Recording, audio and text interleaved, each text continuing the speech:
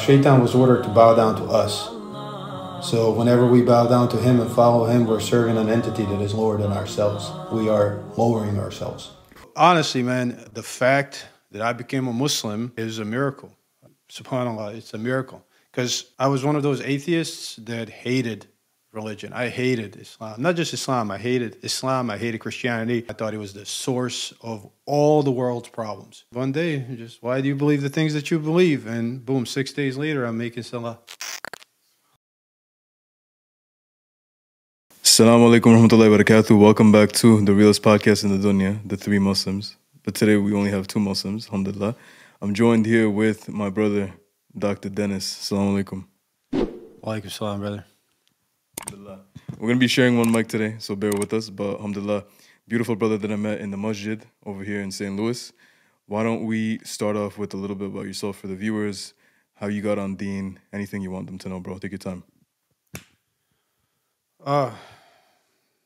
I was technically born a Muslim, but just looking back, I grew up in a communist country, and really communism was infused in all aspects of Islam. So I don't think anybody knew what Islam is, even though they call themselves Muslims. It was more of a cultural experience for most people than actual deen. And then I became an atheist, and I was an atheist until I was 30, and just one day I was just sitting there in my apartment, and a thought came to my head: why do you believe the things that you believe? And for some reason, I just kind of turned to the holy books, and I first read the Bible. I actually first read the Bible, and after I was done reading the Bible, I read the Quran, and it confirmed that the Bible just like it claimed. So I think a lot of people, what they don't know is because they assume that people who call themselves Christians actually practice out of the Bible, but when you really look at the Bible, there's discrepancy in it.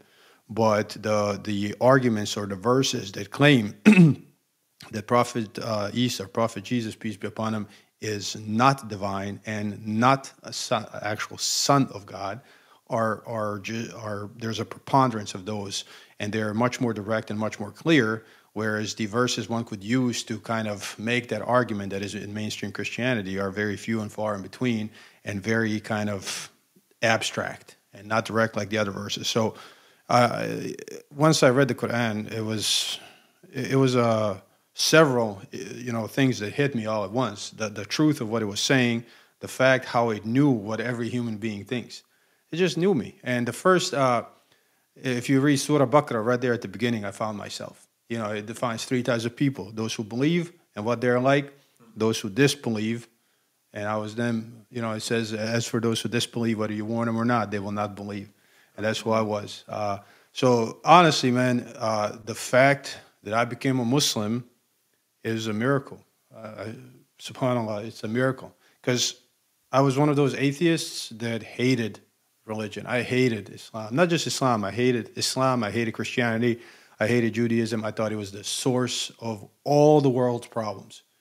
And, just like that's what every average atheist think, I think. And I actually made concerted effort to learn something a little bit, enough from each book so I can make counter arguments to anybody that tried to talk to me about deen. And I did that for years and years and years. I did that. And then one day, just, why do you believe the things that you believe? And boom, 6 days later, I'm making salah. And tell them a little bit about what we were talking about over dinner, how, there was a time where, you started taking your life a little bit more seriously. You went to school. Tell us about that and how your experience. A lot of people don't understand science. So some people think that science is above God, and it's something that's almost unscientific. Yeah, I think a lot of people's approach to science is actually faith, because they either don't know how to read the research papers, or even if they know how to read the research papers and the statistics, they don't know how to evaluate methodology. So what they are doing is depending on the scientists to tell them what is right from wrong. And if you are actually, once you gain the ability to evaluate all those things, you realize there's still a lot of conjecture in there that is pretending to be science. Science should be facts, things that are reproducible or directly observable, right? A lot of what people claim to be science isn't it. As a matter of fact, I just saw an article today that over 10,000 medical journal articles that were published in a peer review journal were now redacted. What does that mean for the layman? So what that means is what claimed to be scientific proof turned out to be lies and inadequate methodology and all that. So, people publish science like this as if it is science, and a lot of people that actually publish it, your teachers and all those things, they're just getting it from somewhere else. So I think I sent you a video from Dr. James Tour, which I recommend everybody take a look at. And, he explains it a lot better than I do, but that is essentially what it is. A lot of what is claimed to be science is actually faith. Yeah, it's their deen. See, I watched that video that you sent me, and I'm gonna put it, inshallah, like the link in the description to that. It was like the origin of life from James Tour, and when I watched that towards the end, when he's talking about the interactomes of the cell and how everything is so fine tuned, he said this one thing at the end which caught my eye was it takes more faith to believe that everything was created by chance and random error than to just believe in a creator. And he said, I don't have that much faith. Subhanallah. It's a little bit ironic to the atheist, it's like a slap in the face. So have you noticed, after, I guess, going to med school and practicing that it affected your faith in any chance? Because many of the things that I've taken in STEM classes, they almost come from an atheistic lens. A lot of these, especially the evolutionary biology classes.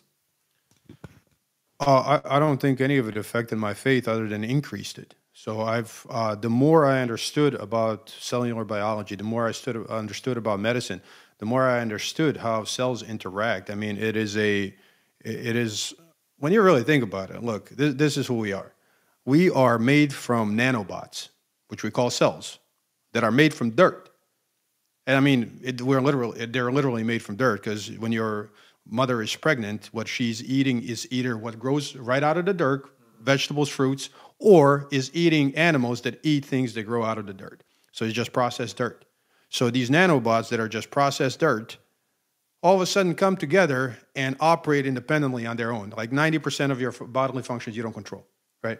None of us control. So we're just sitting here steering the wheel and putting gas in the car, and this vehicle is carrying our conscious. And then when you look at it imagine if you could see a body on a cellular level. I mean, just like in a Matrix, right? If you could have that, I don't know if you're old enough to remember the movie Matrix, but if you kind of could see a body in that sense, what you would see is millions of nanobots talking to each other and doing a specific function, like a society. It's like literally a society. Everybody's got their job that they have to do, and as long as everybody does their job, we live.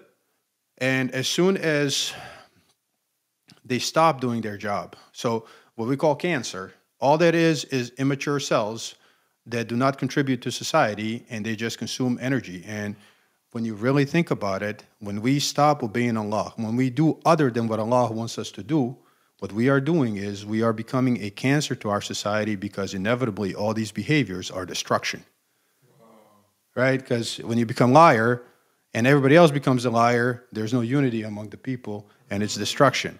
If you become greedy, you're destroying your own community. Everything Allah made haram, drugs.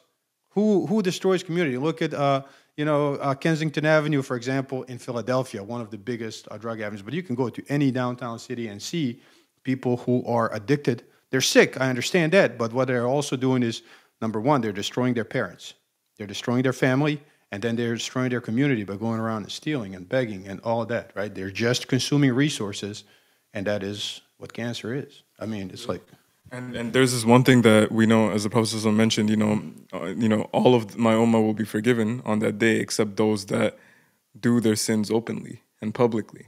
So we know that there's a difference between just sitting in private, smoking a joint, no one's watching. Obviously, we don't condone that. But those that are glorifying it, those that are making rap videos, those that are promoting this culture. Unfortunately, there's a lot of Muslims today, right? So, hijab is a very sensitive topic, but a woman that is not in correct hijab, and everyone knows she's Muslim, she's doing more harm to the name of Islam and the reputation of the ummah than somebody that's, let's say, in private. If a man is, let's say, smoking, I don't know, just crack cocaine, and he's doing it in public, it's way worse them knowing they're Muslim, and it creates more of a compound effect, a domino effect. Because I guarantee you, bro, most people, if they just live a normal, clean life away from haram, they wouldn't indulge in it. but we only do these things or get caught up in these things because we saw other people doing these things. What do you think about that?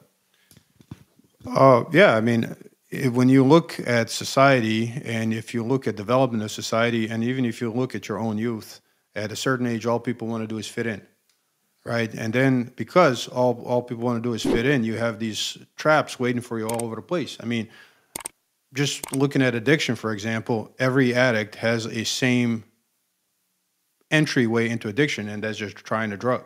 So when I give addiction counseling to people, I say, look, your environment matters, and how your personality also matters. So kids with depression and they don't have any friends, when they make friends who offer them drugs, they will take those drugs because they want to have friends. That's how things work. So, but once you do that, then you get all that harm that affects all of us. So I do think that we also have to consider, like you say, sinning in private and all that's all fine and dandy, but I really believe that difference between nifaq and actual Islam is effort. If you don't have effort, you can call yourself whatever you want. And I think that's we have failed significantly by taking an approach and not talking about this, because look, take Navy SEALs or the British SAS, right? Elite units, right? What happens when you say, well, you don't have to train, you can be 300 pounds and you can still be a Navy SEAL? What happens when you say you don't have to make any effort to become a Navy SEAL? Right, but what happens, you will still have the name Navy SEALs, but they won't be Navy SEALs anymore, right? That's the same thing with Islam. If you don't try, you can call yourself a Muslim, but we are supposed to be the elite, right? A people who act like Allah wants them to act. So if we just say you can do whatever you want and still be this all we have left is the name. Now, like you said, we're not perfect. I'm not perfect. You're not perfect. We all have our problems, but it's the effort. I really think it's the effort that really does the difference. So this being said, today, specializing in, helping, doing addictions counseling and research into that, a lot of Muslims are wondering this, why are you guys even talking about addictions? We're Muslim. We're not caught up in addictions. Muslims are not drinking. Muslims are not smoking. Muslims are not watching, haram on their screens. So there's a lot of taboo around these topics. And I feel like when there's taboo, there's a lack of knowledge. And when there's a lack of knowledge, we don't have a way to form these defenses and these walls to kind of, I guess, stay away from shaitan and protect ourselves. So what is the reality, bro, of Muslims and the addictions that we're caught up in? If you don't have to just look out here in the West. You can look even at the Arab world. For them, Captagon, which is basically amphetamines, is a big thing. You can look. There's a documentary that you can look up on Afghanistan. Heroin was a big thing there, and so look, Allah is not going to send a messenger to talk about things that we're not going to face, right? So if we look at in the 5th chapter of Quran, verses 90 through 93, this is like a warning that Prophet Muhammad, peace be upon him, gives to people. Says, "O you who believe, intoxicants, khamr, and gambling, and altars set up and divided by arrows," which is essentially raffling. Is what they used to do. Is they used to raffle out meat with arrows. "Are filth, the devil's work. Avoid them, that you may be successful." Right? I mean, again, go find a crackhead. Go find a junkie and tell me if they're successful, right? So this a prophet from God, a message from Allah, is coming to us for this, right? And then he tells us why. The shaitan is trying to introduce hatred and animosity among you by means of intoxicants and gambling, and to keep you away from salah, to keep you away from prayer, and to cause you to forget about God. Will you not then stop? Look, this is like Prophet Muhammad is talking to people, bro. Peace be upon him. He's talking to people, and he says, hey, guys, you're not going to stop. And the scariest verse, this ends, this is a 3-verse block, and it says, "And obey God and obey the messenger, but be warned. If you turn away, then on our messenger was only to clearly deliver." And it's like, I do counseling, and the hardest part of counseling is explaining the gravity of the situation. If you are about to drive off of a cliff, I can show you there's a cliff. You can look down, and you can see, oh boy, you can understand. But I think we had this conversation, is how can I explain pain to you if you never felt pain? How can I make you afraid of it? I can't. And that's the issue. So if you're not going to listen to Allah, as a Muslim, you're probably not going to listen to me. And just here in St. Louis, uh, there have been at least a dozen Muslims that have died overdosed on drugs. And I get calls almost every week about other Muslims whose parents are in the masjids and they're believers and all that, and their kids are on drugs too. So if you're especially out here in the West, the traps are everywhere, including the medical community. I told you Captagon is an issue. You can just go and Google it yourself, and it's an issue in the Middle East. And here, we just call it Adderall. So to assume that a stimulant of like that, which provides exactly the same experience, will not affect you in any way just because from a doctor is foolish, because it's a trick of the shaitan, bro. And listen, being in Western medical school, have you noticed that kids are just doing it recreationally like candy in the name of focus and attention during exams? Absolutely. The most abused drug on U.S. college campuses is Adderall. And believe it or not, I used to be prescribed Adderall because I went and I told the doctor, and he was a Muslim doctor from Pakistan. And I went and I told him, look, when I read a book, and listen, when I say this, I want you to tell me if you ever experienced this. When I read a book, I read a page, and then I have to reread it because I realized I was thinking about something else. That's human. That's human. And he diagnosed me with a disease. ADHD. So, ADHD. So I got to experience that life for a while. Yeah, I took Adderall legally, and I realized, holy smokes, man, this is a stimulant. This is this is drugs. It changes your personality. It, like all drugs on the front end. Fact of the matter is, the reason people get addicted is on the front end. Drugs make you feel good. Now, what is feeling good? Well, some people like the energy experience. Some people like the downers. They like the benzos. They like the heroin. They like the weed. Some people like alcohol because it takes away the anxiety. I don't care. It's not the substance. It is what it does for you. If you like what it does for you, you will get addicted. And it's the desire for something I like. That's why we have favorite food. Favorite food is essentially an addiction. Well, food itself can be an addiction when you look at the proportions of obesity in the United States of America. You're doing something you're consuming something that is, you see it's harmful to you, and you just keep doing it. SubhanAllah. And bro, this being said, when I was in college and university, there's so many brothers that were doing Adderall, Xanax, they're just abusing these things, just this party culture, almost in the guise of higher education, and this is not a knock on education, but if you're going to go to school to study, are you going to school to study, or are you going to do drugs and just zina and all this? And listen, we know the reality, bro. Many of our brothers are caught up in that, but change has to begin somewhere.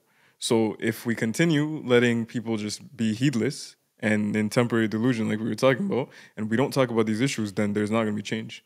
Now, we don't care if this video doesn't, hit 1 million people's hearts, but as long as somebody watching this, if it resonates with you and you can make change, do it. Whether that is going to be on a personal scale, like leaving these things for the sake of Allah, trying to get help, trying to reach out and see if you can overcome these addictions, whether it can be helping your mom or your dad or your brother or your sister or your spouse, somebody that's addicted to these things, because it's a silent killer. It's something that people... See, the greatest problem is not knowing you have a problem. And many of these junkies and these addicts, when I talk to them now and I counsel them, they always say, oh, bro, it's not an addiction because I could quit anytime I want to. I could stop even tomorrow if I want to. Okay, then it's like, why don't you? Oh, I just don't choose to yet. I'm not addicted yet. But you can't even go a week without it. If you have withdrawal from anything, you're addicted. Now, obviously, it's good to be addicted and love to do things that are beneficial for you, right? Like if I don't pray on time, I feel some type of way, which is good, right? But in the same way, if you are not doing something like watching haram and you can't for a week straight, you're addicted to it, unfortunately. And we can't just remove things from our life. We got to replace them with something better. So what are your top, before we talk about, pornography and stuff like that, with just addictions in general, we identified, that it is existing. Unfortunately, many people are negligent in this. How do we now overcome these things? Let's say you have somebody that's been, I guess, having, alcohol for the 10 years. Somebody smokes marijuana every time they come home, every day for 5 years. It's a part of their habit. It's a part of their routine. What can they do now? And even before that, why should they quit, So that's a good question. Is why should they quit? And I think everybody that comes to a certain point in addiction realizes why they should quit, right? So number one, it doesn't matter what drug, even with weed, even with just marijuana, man, it changes your personality. You start avoiding your family. You get lazy. You can have bad trips. You can, so alcohol, for example, is the worst as far as social consequences, right? The fights and all that. Meth. I mean, go ahead and so start, taking higher and higher doses of Adderall. Pretty soon, you're going to start to experience paranoia. And I've actually had several people who basically developed schizophrenia, meaning, they're hearing things, they're paranoid, all that from Adderall. I mean, all these things. It may not happen to everyone, but look left and right because, it's going to happen to some people. And if you're one of them, there's a problem. And not to cut you off, bro, but just something caught my mind. Working as an ER doctor, have you noticed Muslims being rushed in from overdoses and stuff like that? The area where I work at, there isn't a lot of Muslims, Okay. but yeah, that's a large majority of the patients we see. So it's not only so what's happening now is the opioid epidemic is actually ramping down. So overdoses on fentanyl and all that, a lot of those people died. I mean, 80,000 last year, somewhere in a range of 80,000 in the United States of America last year, right? So what is happening now is meth and stimulants. It's a stimulant epidemic. So unfortunately, I think to a large part, the medical industry is driving it like it drove the opioid epidemic. So if you don't mind, I can give a really short history of how medical industry, me being a doctor, how it's destroying people, because Shaitan is sitting at every door. Shaitan isn't just in the bar, he's also in the medical office, bro. So listen, a large reason why opioid epidemic started is because of the medical industry. And there's actually, I think, on Netflix, like a series on that. I forgot what it's called, but there is. And so what they did is they misrepresented an opioid as non-addictive. And they changed the graphs a little bit. Instead of a linear graph, they did a logarithmic graph to kind of present like there was a steady state and not a peak and a trough and all that, right? In any case, what happened, like any narcotic, whether it's morphine, fentanyl, OxyContin, Vicks, Perks, it doesn't matter. They're all equally addicted. On a dose-dependent fashion, they all do the same thing. So then the pharmaceutical industry encouraged doctors to treat pain. They made pain as a fifth vital sign, right? So people were taught to expect that their pain should be more aggressively treated, that they should not feel any pain at all and things like that, right? So doctors, boom, they flooded the market with this medication. And then what happened, the government started realizing that a lot of people are getting addicted. So then they tightened the prescribing patterns. Well, what happened when they tightened the prescribing patterns, people couldn't get it for free anymore through government and the medical industry, so they turned to the streets. Well, that's exactly what's happening now with Adderall and stimulants. If you look up DSM-5 criteria for ADHD and just reflect on your own life, you will realize that you can diagnose anyone with ADHD and give them stimulants. And that is what is happening, because if you look at the prescribing patterns of Adderall, you will see that between 2010 and 2016, the amount of Adderall consumed went up to 2.5 times, and we're talking millions of people. So what's going to happen eventually is they're going to try to decrease the amount of, kind of tighten it up like the opioids, and people are going to turn to streets again, which they're already doing. But that's not the only thing, bro. You go back to after World War II, it was an amphetamine epidemic right after that. And right after that, when the generation realized how destructive that is, it was a narcotic epidemic during Vietnam War. And right after that, it was a crack epidemic, again, a stimulant during the 90s. And right after that, it was, again, narcotic crisis, which we're kind of on the tail end of in the early 2000s. And now we're ramping up a stimulant epidemic. Every time a generation loses the memory of the destruction that was on the drugs, they go back to it. Because the shaitan, he's just recycling his weapons. That's all he's doing. And that's why Prophet Muhammad, peace be upon him, said, this is filth, abomination of the devil, bro. And that's how you have to see it. It don't matter if it comes from a dude in a coat or a dude in a trap house. It's the same thing.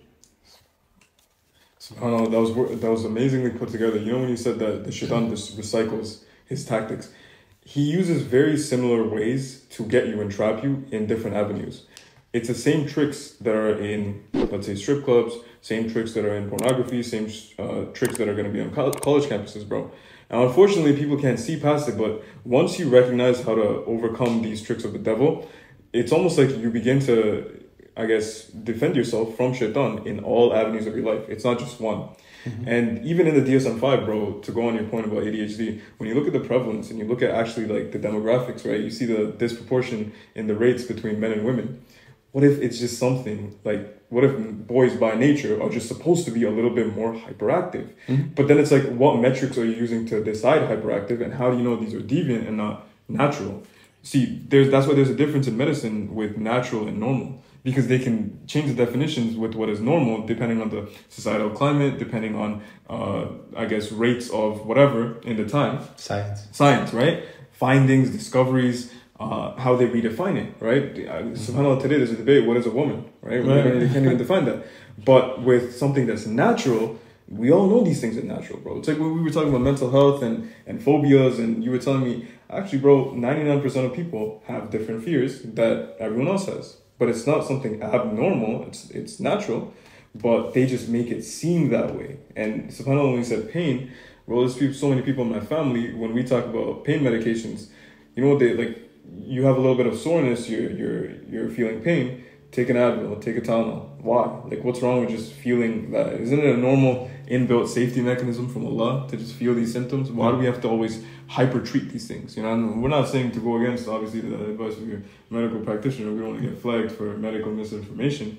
But ask yourself these things. Like, for the last thousands of years, women have been giving birth perfectly without taking prenatal supplements. I'm not saying to not take that, but do you really need these things, right? Even the things, the little jib jabs that they put on our body to fight off pandemics, they haven't been doing that before, have they? And then when you look at just even in recent times, you know, specifically in the populations today, where they think they need these things to get by, even caffeine, unfortunately, like, people don't realize you can get addicted to caffeine, you know? But one of the silent killers, you know, today, unfortunately, is going to be pornography, right? And people think, okay, it's better than doing zina, right? Because I'm not married, I don't want to, you know, have zina, so it's okay if I just, you know, fap at home. What do you think about that? I think that's just lying to yourself. It's just like tasting the drug. I think it's a delusion that a lot of people, you know, look, if that's what you're looking at, and I understand, look, there's a temptation. So the shaitan works on temptation, and there's a temptation to look at that. But if you ask yourself truly, what am I looking at?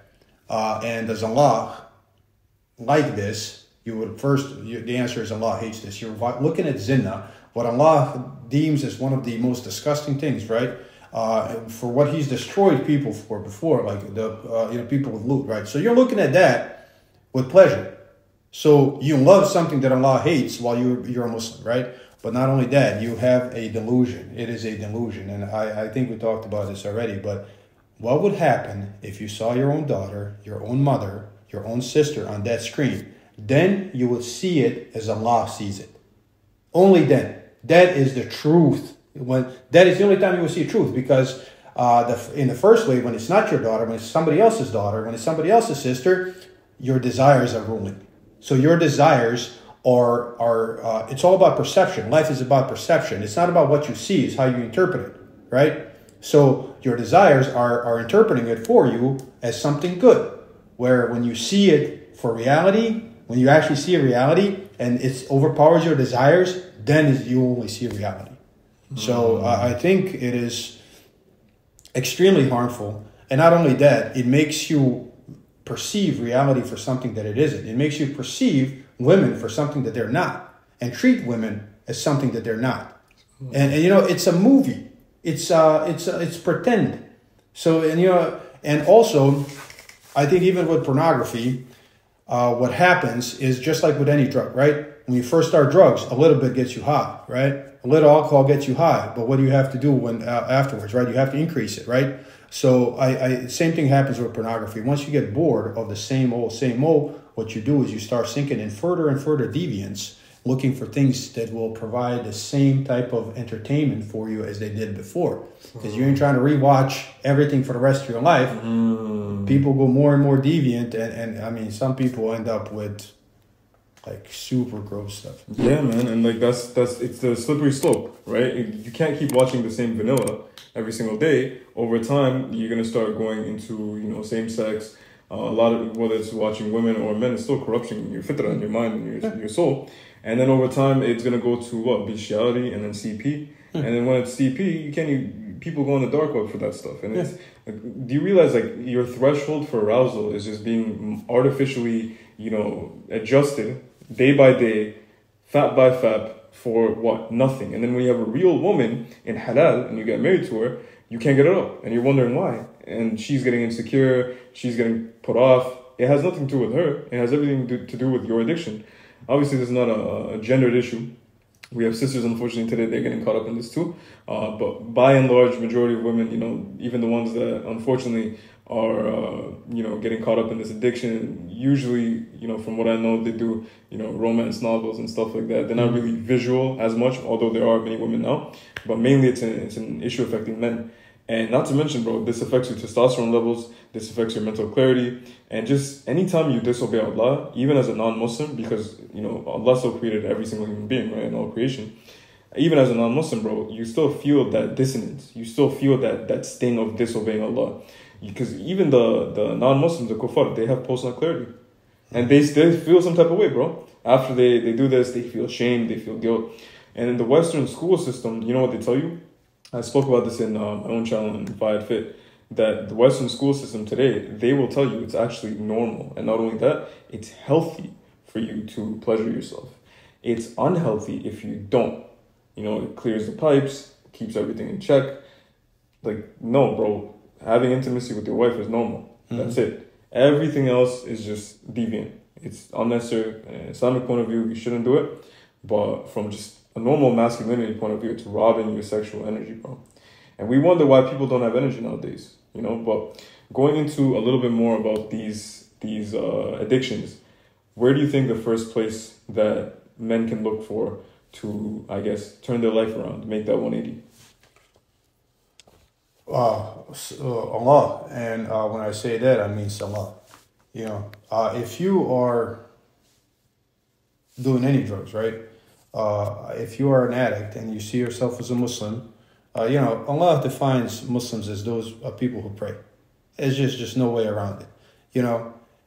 I mean, if you read the Quran, you will see that one of the mark of hypocrites, of munafiqs, is they pray to be seen of people. So even the munafiqs prayed in his time, right? So we have Muslims now who don't even pray. So that's number one. And so you got to understand why addiction and salah are two sides of the same coin. They are diametrically opposed. You get to choose one. You can't choose both. So Allah says in the Quran, this is in the 29th chapter of the Quran, verse 45, and recite that which has been revealed to you from your Lord and keep up prayer, keep up salah. Surely salah keeps away from indecency and evil, and remembrance of God is akbar, right? And if we go back to the 5th chapter of the Quran, verse 91, is what is the purpose of khamr? What is the purpose to make you to forget about Allah, right? And then in the 4th chapter of the Quran, I think it's Surah 43, Ayah 43, it says, O you who believe, do not approach salah, do not approach prayer while you are intoxicated until you know what you are saying. Now, we talked about that 40-day or salah won't be accepted, all that. That doesn't matter. What it matters is that this is a weapon for you. Whether it's accepted or not, you still are clean, and you still. So all you got to do as a Muslim, if you are an addict, to be a Muslim, if you see yourself as a Muslim, you have to realize that prayer defines you. And once you realize that prayer, salah, defines you, you keep up every single salah, guess what? Even if you can't quit, even if you, after Isha, if you get high, what happened to you? 95% of your problems are gone, bro. Like, think about it. If you're a crackhead on the streets, just smoking rocks 24 hours a day, you high 24 hours a day, it destroyed your life. Well, now you're sober throughout the day. So you're not perfect, but you took the first step, and now your life is no longer a disaster. You're going from a highway car crash to a fender bender. Even in the medical sense, when we're talking about addiction medicine, we realize that complete abstinence is much harder to achieve than risk reduction, harm reduction. And there is no greater harm reduction. Just if you claim to be a Muslim, your harm reduction is salah. Just exactly what it says. Salah keeps away from indecency and evil. It just helps you. It saves you. And I mean, there is to it. And there's nothing else to it. And again, if you're not going to rely on Allah, you can try everything else. But success rates in addiction recovery are terrible. And guess what else? While you are in recovery, and once you become an addict, you're always in recovery. You're never not an addict. Once an addict, always an addict. You can be in recovery for the rest of your life. But without salah, you are one catastrophe away from turning back to your crutch, to your coping mechanism. What was your coping mechanism? The drug. Your family dies. Your daughter dies. Your son dies. Right? You lose your house. Something happens. You're super depressed. Boom. I mean, and you can imagine that for yourself. I think most people in the Western world have tried to keep some sort of a diet, right? Sometimes. At one point in their life, they wanted to work out and they wanted to keep a diet. And what is the greatest issue when people try to keep a diet? Depression. And that I don't care feeling, right? When that hits you, if you have ever been an addict, when that I don't care feeling hits you due to a tragedy, boom. And guess what else? When your drug is freely available, the hardest thing to quit in the Western world is alcohol, because there's no barriers. If I want to relapse, I just go to the bar or I just go to the store and I buy. Now I can do the same thing with weed, right? So whereas I had to go to a trap house that I haven't been to in years and try to find the source of that, which may help me get through that day. Now I don't have that anymore. I don't even have that protection anymore. So when they're talking about legalizing drugs, I think they forget about this issue of recovery. Because when you are surrounded by the drug and you feel bad, and all you have to do is walk to the store, it's done. SubhanAllah, bro. I never thought about it that way. The barrier of entry now to accessibility doesn't even exist, bro. You don't, like, even in a student house, you're not going out there. Somebody in the house is doing something, and someone has something, right? In the off-campus housing. Whether you look at, Walmart, I'm from Canada, so when I moved to America recently, I saw that, I went to Walmart and they just have alcohol. We didn't have alcohol in Walmart, bro. It's very controlled and a little bit more different than here. Gas stations, you name it, everyone's just selling alcohol. I was just like, what is this? And you can just buy it accessibly. Sure, you need your ID, but now you got the fake ID. If there's a will, there's a way, right? So there's always going to be fake IDs. There's always going to be people trying to pull strings, and if we look at the problem from this level, we are merely doing symptom management.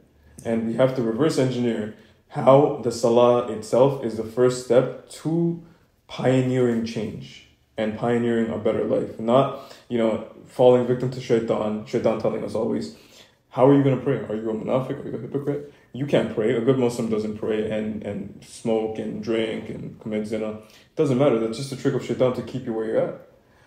I would rather you take baby steps, obviously, knowing what Allah expects, but still, I would rather somebody takes baby steps towards Allah, leaves these things, never lets go of their salah, holds on to the rope of Allah, even if they're sinning, because they'll eventually give up the sin and come properly to Allah and fully submit, then somebody kind of goes, 10 toes in, cold turkey, quits everything, and then relapses and then never comes back to Allah.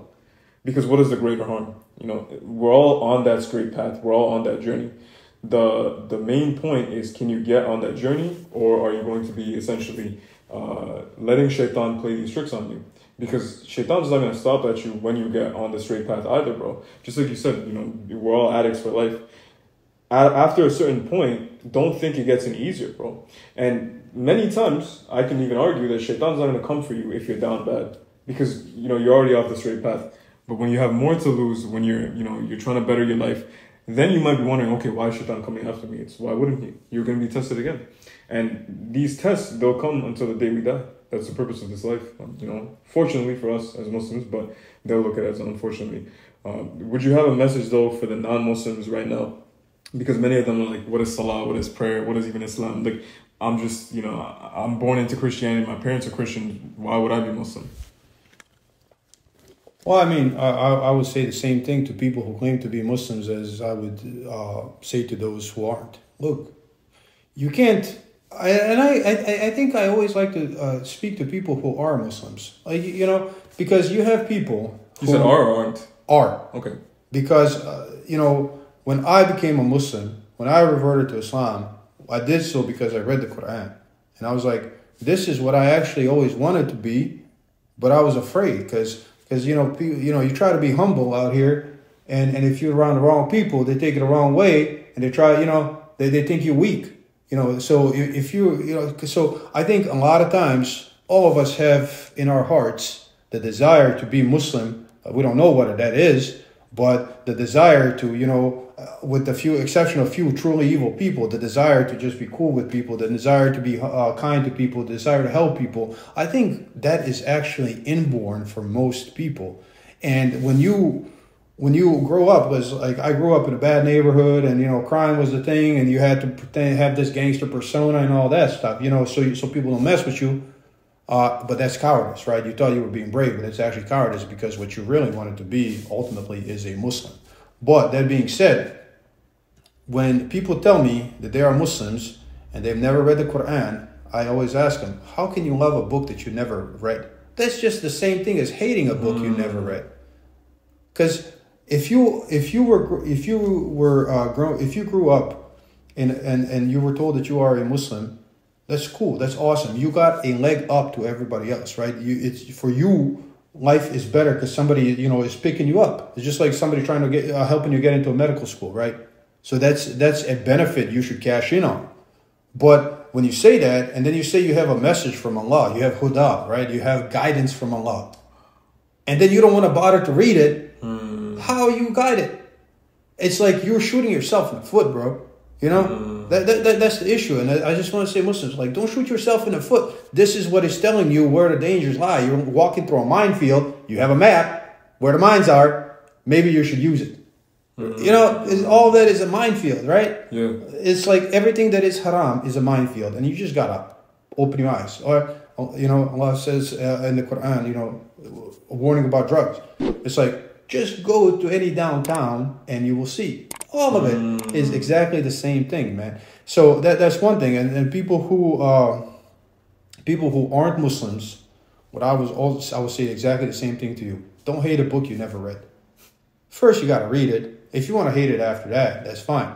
But what I did is I would read things out of context with the desire to be right. So when you sit down and you read this, you got to turn that off, right? That desire to be right, that you got to turn and just read it with an open mind and just think about it. Is this telling me to do the right thing or the wrong thing? Will this help me or not? And I also would like to tell people to realize, look, you don't know what you don't know, and life is about experiences. You only truly understand things when you experience them. So pain, you will only truly understand it when you experience it. That's why we go to residency in medical school, so we can actually practice and experience things, so we understand it. So when you read these things in the Quran, you got to realize that you're just a kid. Even if you're 40, 50 years old, you're just a kid. And what Allah is telling you is for your own protection, because all this stuff leads to slavery. And if you look at your own kids, if you got kids, you tell kids, don't run after the ball into the busy street, right? And don't get into the van with a man with a candy. And the kid's like, why don't you want me to get some candy, bro? Or I just want the ball. But you know the consequences. The kid doesn't. And the kid can get to know the consequences the hard way by getting hit by a car or getting SA'd, right? You'll get to know that you can either listen to advice or get to know the consequences. I was too stupid to listen to advice. I got to experience the consequences, but Allah had mercy on me, but did not have mercy on most of my friends. There was deaths, deportations, prison, all that. Just because I am relatively successful in the world of this dunya, I am only successful because of the mercy of Allah, because I tried really hard to destroy my life. and it's a miracle. I shouldn't be here where I'm at. SubhanAllah. And sometimes when things are good, we forget the days where we were begging Allah to just help us out of the gutters, bro. And we forget that, you know, the life that we have now, not only is it something we would be grateful for back then, we would think is even unachievable. Right. We'd give an arm and a leg to have a day in our shoes right now.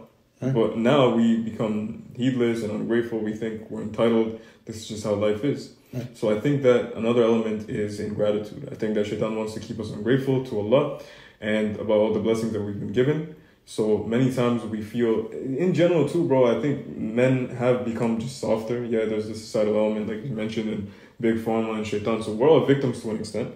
But even on that day, shaitan's going to say, I had nothing to do with you. I merely just gave you a whisper. Any evil you commit is by your own two hands. So at the end of the day, why are we so soft in coping with hardships, bro? Life is supposed to be difficult. We're supposed to be stressed. Anytime you feel like, you know, you're overwhelmed and you need to sip or you need to smoke something, why? Like, ask yourself that. Like, can we really just not cope anymore? Or are we just that dependent on crutches and things to get us through the day? Obviously, there's a difference between caffeine and, you know, getting that stuff done, getting a boost in the day. But I'm talking about these intoxicants, the khamar, you know, as Allah says in the Quran. But before we end this, there is one last question for you. Where can people find you at? If they want to watch some of your TikToks and videos, where can they find you? On TikTok, I'm under the handle American Muslim. On YouTube, it's SIVIDOM, which is like an old Bosnian movie that I used to watch. It's an orphanage, so it's basically means great home in Bosnian. And I don't use IG that much. Okay. But what I wanted to say one more thing. Oh, of course. No, I forgot what I was going to say. Inshallah, this gives us an excuse for part 2 with Dennis, inshallah. But if you do remember, I don't remember what I was going to say, but I do want to close with this. Obey Allah and obey the messenger, but be warned. If you turn away, then on the messenger was only to clearly deliver. That's it. SubhanAllah. Alright guys, smash that like button, inshallah. Links in the description to find Dr. Dennis. You know, go click those links, hit him up on TikTok, YouTube, and inshallah, we'll see you guys in the next one. Keep us in your du'as. May Allah subhanahu wa ta'ala protect us from the shaitan and the tricks of the devil. Those that, you know, greatest trick of the devil is to convince the world that he doesn't exist. So shaitan is real, you know, and he's coming for us. So whether you protect yourself or not, don't think that your kids aren't going to be affected, your wife isn't going to be affected. You know, shaitan's going to have us by the grips if we don't build that fortress of ourselves and protect us, inshallah. I do remember what I was going to say. Perfect. What I was going to say, when you said shaitan, this is what I was going to say is, look, shaitan was ordered to bow down to us. So whenever we bow down to him and follow him, we're serving an entity that is lower than ourselves. We are lowering ourselves. You know? So... I just had a paradigm shift, bro. You're right. SubhanAllah. And, you know, shortly after that, I believe the Malaika, the angels, asked Allah, why are you creating a human civilization knowing what came before them, right? And Allah says, I know what you know not. Well, when they're going to shed... I remember that ayah. It says, why are you basically creating them knowing that they're going to shed blood in the world? Yeah, in the world. And it says, I know what you don't know. So, trust Allah. Inshallah, we can change the world by changing ourselves. Whoever decides to become a Muslim, actually live out the Quran to the best of their ability. You're not going to be perfect, but if you do, you've changed the world for your parents, you've changed the world for your community, you changed the world for whoever interacts with you. You changed the world. Bro, I was terrible to my mom. And when I became a Muslim, I'm sure her world got better. I changed the world. I maybe just changed it a little bit, but I did change it. You know? So people want to change the world. Well, there you go. If you want to change the world for the better, do what the Quran says. Just the verses, you can start the verses that are muhkamatum, right? What Allah says in the 3rd chapter of the Quran, verse 7, in it, there are verses that are muhkamatum. They are the mother of the book. They are the basis. They are what is important in the book. Just read what is easy of the Quran. Whatever you recognize that's easy to understand, like that one, my favorite verse is, and your Lord, and it says that we are, all you who believe, why do you say that which you do not do? Most hateful to Allah. Most hateful to Allah is that you should say that which you do not do. Super easy. You don't need a scholar to tell you that. Do that. See how easy to do that. If you do that, your life is going to change, and you are going to be of exalted moral character just by one thing. SubhanAllah. SubhanAllah. I mean, bro. So simple, just integrity and just following through, right? So beautiful point to end it on, bro. I never thought about the bowing down to Iblis like that. SubhanAllah. With this being said, guys, comment down below your thoughts, inshallah. We'll get Brother Dennis back on the pod very soon. And keep us in your du'as. We need it. Assalamu alaikum wa rahmatullahi wa barakatuh. Alhamdulillah. Great.